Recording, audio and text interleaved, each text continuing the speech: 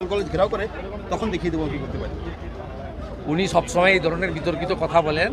ইউসুফ পাঠানকে যখন মমতা ব্যানার্জি প্রার্থী করেছিল তখনও বলেছিল বাজার মাত করার জন্য প্রচারের আলোতা থাকা যায়। এসব লোক সম্পর্কে কথা বলা উচিত নয়। এইসব লোককে কী করে উল্টো দিকে ঝুলিয়ে সোজা করতে হয় সেটা বিজেপি সরকার এলে করে দেখাবো। অন্যদিকে সাগর দত্ত মেডিকেল কলেজও কিন্তু গন্ডগোল হচ্ছে, সাগর দত্ত মেডিকেল সব জায়গায় হবে। মমতা ব্যানার্জি তো সমস্যার মূল কারণ। মমতা ব্যানার্জি যতক্ষণ মুখ্যমন্ত্রী থাকবে ততক্ষণ এটা হবে। আপনার মহারাষ্ট্রের বদলাপুরে একবারে রাম নাম সত্য হয় করে দিয়েছে ধর্ষককে। আপনার আসামে জল খেতে খেতে রাম নাম, আর এখানে ধর্ষকদের প্রোটেকশন দেয় মমতা ব্যানার্জি।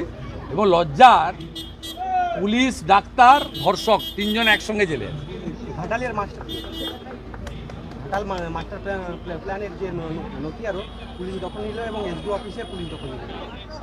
ঘাটালের এসডিও অফিস পুলিশ দখল নিল। আমি এটা বলতে পারবো না। আমার মনে হয় থানাতে জল ঢোকার জন্য হয়েছে, না জেনে বলা ঠিক হবে না। যদিও থানা অন্য কোনো জায়গায় করা উচিত ছিল, ইরিগেশন দপ্তরে পুলিশের অফিস হওয়া উচিত নয়। তবে আমি যেটুকু জেনেছি থানা জলে ডুবে যাওয়ার কারণেই তারা ইরিগেশন অফিসে গিয়ে থানা চালিয়েছে।